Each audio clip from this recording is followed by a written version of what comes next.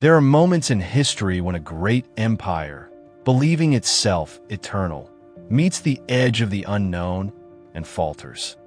For Rome, that moment came beneath the dark canopy of the Teutoburg Forest, where thunder rolled, rain fell like iron, and destiny itself turned against the legions.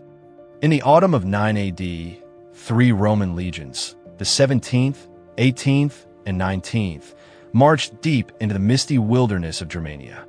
Behind them trailed columns of auxiliaries, engineers, camp followers, and wagons carrying the standards of Rome, the golden eagles that shone even in the dim forest light. They believed they were marching to suppress a minor tribal uprising. Instead, they were walking into an ambush that would echo through the centuries. What unfolded was not a battle, but a slaughter. Spears rained down from the treetops. Roads dissolved into swamps. The forest itself seemed alive, closing in around them. Men screamed for orders, but the storm drowned every voice. When the fighting ended, there were no survivors, only silence, broken by the wind moving through the pines. The architect of this destruction was a man Rome had once called its own, Arminius. Born a prince of the Cherusei tribe, he had served as a Roman officer, eaten at Roman tables, and sworn oaths beneath Roman banners. He had studied their tactics, their language, their arrogance. And with that knowledge, he destroyed them. In the very uniform Rome had given him, he became its executioner. The Teutoburg catastrophe struck the empire like a thunderbolt. Never before had 3 full legions vanished in a single night. Their standards, the sacred eagles of Rome, were torn away, their warriors crucified upon trees, their bodies left to rot in the rain. The frontier markers that once signified Rome's reach became gravestones. When the survivors' reports reached the Palatine Palace, Emperor Augustus fell into despair. The ruler who had ushered in the Pax Romana, an age of peace, now saw his dream bleeding in the mud of Germania. He tore at his robes and cried out, "Quintilius Varus, give me back my legions!" But no one could. Varus was dead, his body burned, his pride buried in the mire. The heart of Rome was broken. Across the empire, mourning replaced triumph. Festivals were canceled, recruitment dwindled. The once proud soldiers of the East were sent westward to fill the gaps. But morale had cracked. The name of the Teutoburg became a wound, an unspoken scar on the Roman soul. Augustus, old and weary, refused to avenge it. He ordered fortresses built along the Rhine, sealing off the frontier.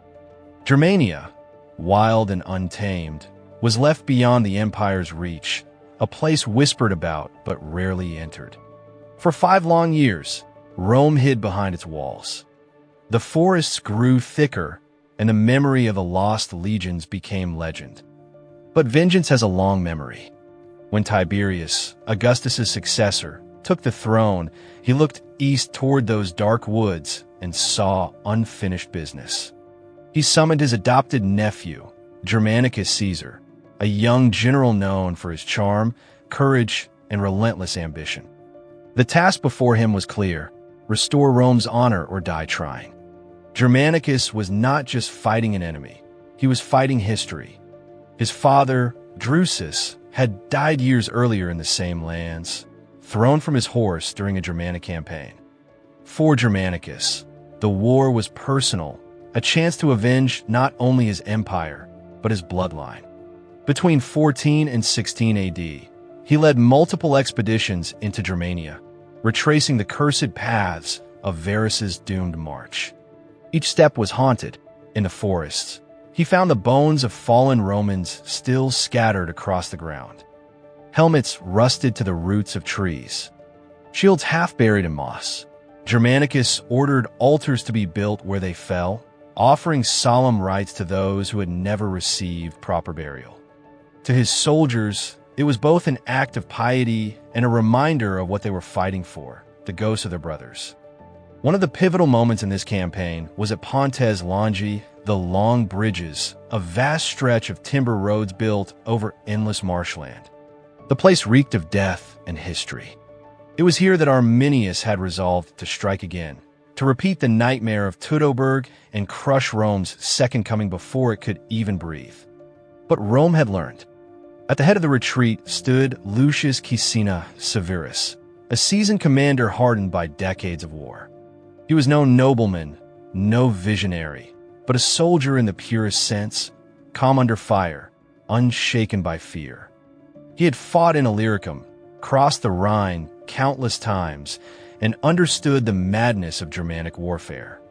When Germanicus ordered him to lead the legions safely home, Severus knew the stakes. Behind him lay the enemy, before him the swamp, and on both sides the whispering forest that had devoured Varus. Then came the rain. The roads dissolved. Wagons sank into the mud. Horses screamed as they slipped and fell. All around, the Germans watched and waited. In those moments, discipline was the only shield Rome had left. Severus held the line, commanding not with passion, but with precision. When others panicked, a veteran would later recall, he gave orders. When they fled, he turned them back. Under his command, the army bled, but it survived. This was not a war of conquest. It was a war of wills. On one side stood Germanicus, the embodiment of Roman order, discipline forged by empire. On the other stood Arminius, the son of the forest, born from freedom and vengeance, wielding chaos like a blade. Raised in Rome yet loyal to his homeland, he had become its dark reflection. He didn't need to defeat the empire forever. He only needed to remind it that there were lands it could never truly own. For a brief, violent moment, the wilderness triumphed.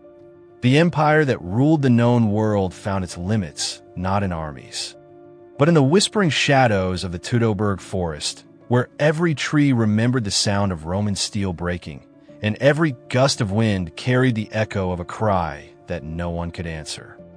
For centuries, the Roman Empire stood as the architect of order in a chaotic world. Its discipline was its armor, its structure its sword. Every conquest, every road, every triumph had been built on a single, unwavering belief: order breeds strength. And in the wilderness of Germania, that creed was tested to its breaking point. Under the command of Lucius Caesar Severus, for Roman legions wound their way through the dark swamps of the north, a serpent of iron threading through fog and mud. They moved not as men, but as machinery, scouts advancing ahead, engineers carving a path through the mire, supply wagons creaking under their weight, and medics tending to the wounded in makeshift litters. The army advanced like a living organism, each part vital, precise, and relentless. Severus's goal was not glory. There were no banners raised, no trumpets sounding. His mission was survival, to lead the army safely back to the Rhine through the most treacherous terrain in the empire's history, the Pontes Longi, or long bridges. These were not bridges in the modern sense, but miles upon miles of decaying planks and timber roads stretching across a wasteland of water, mud, and fog. Beneath them lurked an abyss, the kind that swallows men whole. To falter was to vanish. Severus understood that in these conditions, formation was life. Every cohort had its place, every order its rhythm. At night, the legions built fortifications as if possessed, digging trenches, erecting palisades, hammering stakes into the ground until their hands bled. Scouts patrolled the perimeters, engineers repaired the fragile bridges, and guards listened to the silence that felt heavier than battle itself. But the forest was not silent. Beyond the mist waited Arminius, the wolf of the woods, the man who had turned Rome's own tactics against her. He did not strike in open battle. He stalked the edges, waited for exhaustion to set in, then cut the army piece by piece. He lured detachments away with shouts in Latin, ambushed supply convoys, and left captives hanging from the trees as messages written in flesh. He did not need to win. He only needed to make Rome bleed slowly. The Germans called the forest their mother. To the Romans, it was a labyrinth of death. Rain turned the ground to a sucking bog, each step a struggle for balance. The bridges, unmaintained for years, groaned beneath the weight of the legions. Men slipped into the mire and vanished. Horses screamed as they sank, dragging wagons down with them. The smell of rot and wet iron filled the air. Still, the legions pressed on. Discipline was their only god now. Severus knew that hesitation meant annihilation. His columns stretched thin, advancing in narrow files. In front marched the engineers and cavalry under Tribune Gallus. The main body of legionaries followed. Behind them came the baggage and wounded. 25,000 men moved through a corridor barely wide enough for two abreast. Then, as the rain thickened and visibility fell to nothing, Arminius struck. From the reeds came the sound of horns, guttural, piercing, ancient. The Germans emerged like shadows from a mist, their bodies painted black with mud, their hair wild, their cries rising over the storm. They hurled javelins and rocks, cutting down the rear guard before the Romans could turn. The bridges trembled under the chaos. A section of the causeway gave way, collapsing into the swamp. Wagons toppled, men screamed, and the column broke apart. The air filled with smoke as the Germans set fire to the abandoned supplies. The marsh glowed red with reflected flame. Tacitus would later write that the Romans, surrounded and starving, abandoned nearly all their provisions. They took only their weapons and what they could carry. Severus fought like a man possessed, rallying his troops again and again, forming tight defensive squares amid the quagmire. Each push forward came at the cost of dozens of lives. The rain drowned out the cries of the dying. Mud turned crimson underfoot. For days, the march continued like this, one step at a time, one bridge at a time, every moment a contest between order and oblivion. Arminius attacked by night, then vanished by dawn. His men howled from the forest, taunting the Romans with the ghosts of Varus's legions, whose bones still lay unburied in the soil not far away. 6 years had passed since that first disaster in Teutoburg, yet its shadow still hung over every soldier. They knew what would happen if they failed. They had seen the evidence nailed to trees. And yet, Rome refused to die. When the bridges behind them burned and the swamps threatened to consume them, Severus did not retreat. Exhausted, starving, half-submerged in mud, the legions moved onward, dragging the empire itself through the jaws of the wilderness. By the time they reached the higher ground near the Rhine, only a fraction of the men who had entered the marshes were still standing. But they were alive, battered, bloodied, but unbroken. The Germans had won the ground, but not the war. In that march through the long bridges, the empire proved its most enduring truth. Rome's power was not in her victories, but in her refusal to collapse. Even in the heart of the swamp, surrounded by death and darkness, the Roman heartbeat endured, steady, relentless, eternal. By the time the Roman legions reached the middle of the Pontes Longi marshes, they were no longer marching, they were enduring. Every step forward was a negotiation with death. The air was thick with rot, the ground sucked at their boots, and the rain had not stopped in weeks. The empire that once bent the world beneath its was now crawling, step by step, through a landscape that refused to be conquered.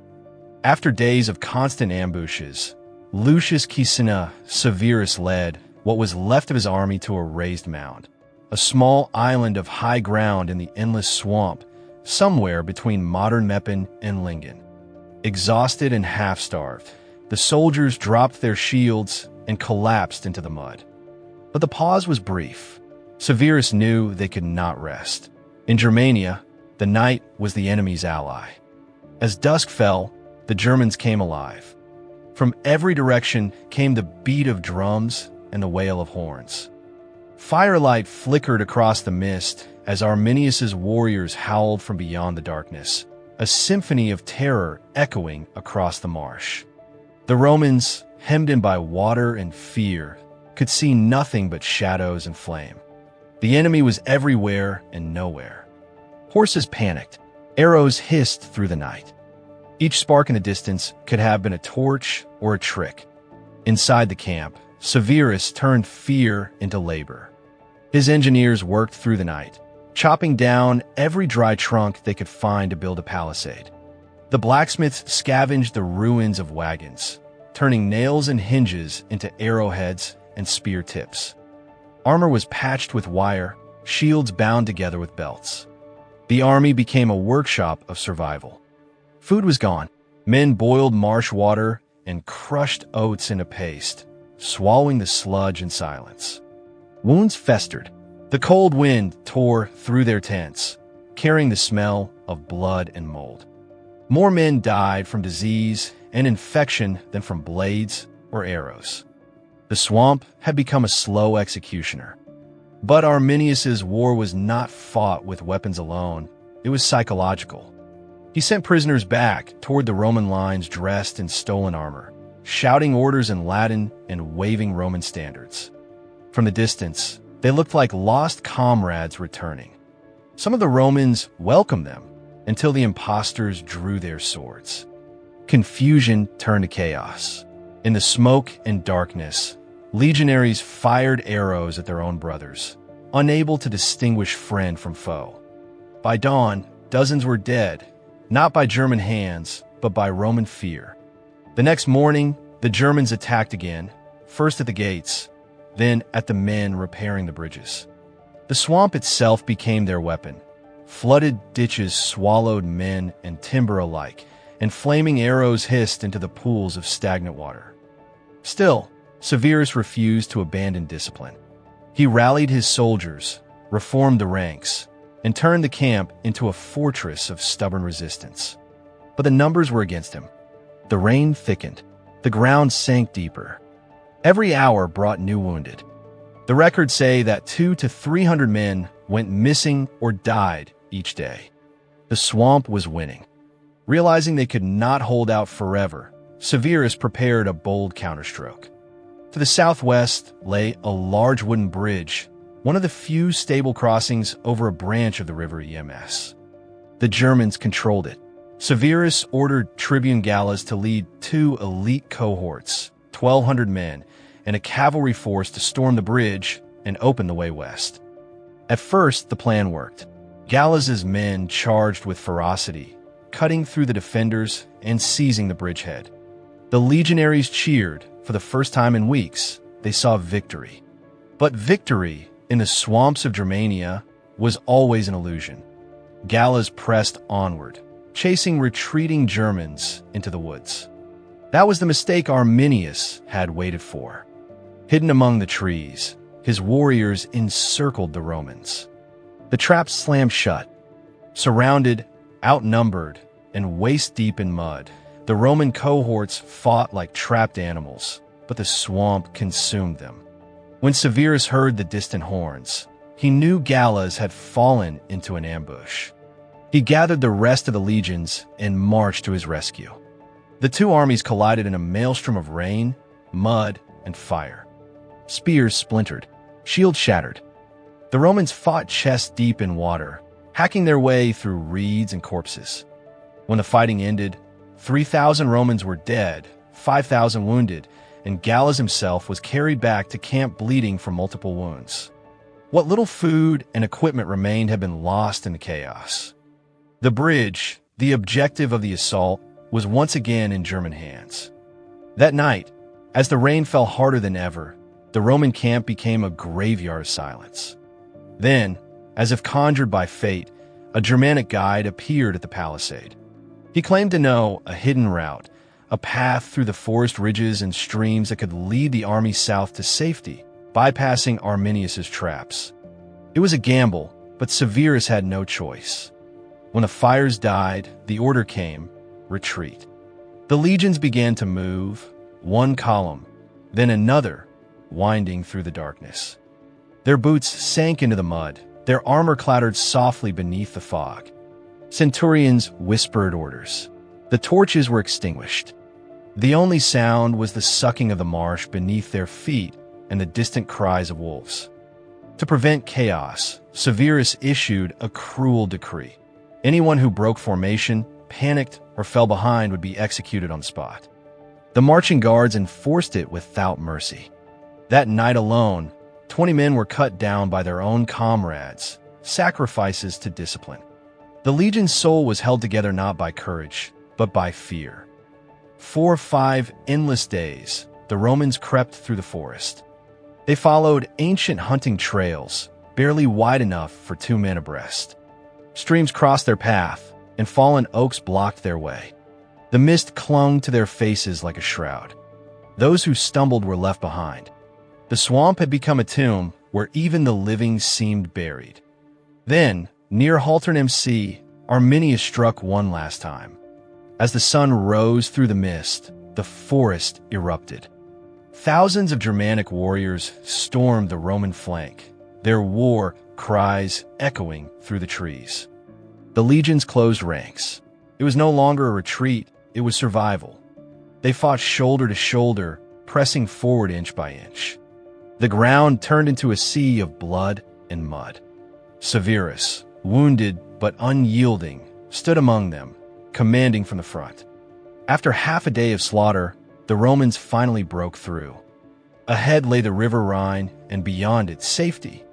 When the survivors crossed the east bank, near Castra Vetera, modern-day Xanten, they were no longer soldiers of empire, but ghosts of it. The campaign had lasted 27 days.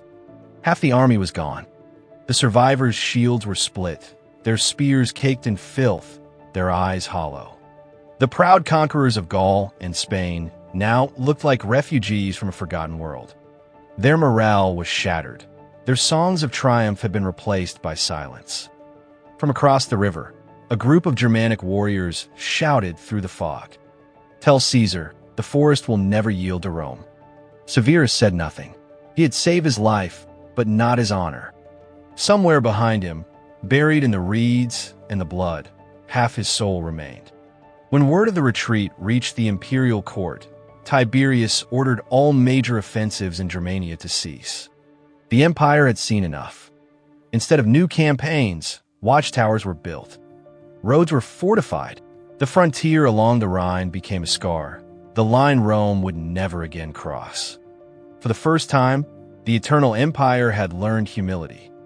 And yet, in the north, a legend was born. Arminius, once a Roman officer, now stood as the symbol of freedom. His name spread from tribe to tribe, uniting people who had never before fought under a single cause. He had not destroyed Rome, but he had stopped it. He had proven that the wilderness and the will of those who called it home could defy the might of the greatest empire on earth. Pontes Longi was not a Roman defeat in the traditional sense. It was something deeper, a revelation. It showed that there were forces even the legions could not command: mud, rain, hunger, and time. It was a battle won not by swords, but by the earth itself. For the Romans, it marked the end of ambition in the north. For the Germans, it was the dawn of hope. From that day forward, the Rhine became more than a river. It became the edge of the known world. Beyond it stretched a land that Rome could not tame, guarded by ghosts, echoing with drums, and whispering through the trees. Here, the empire ends,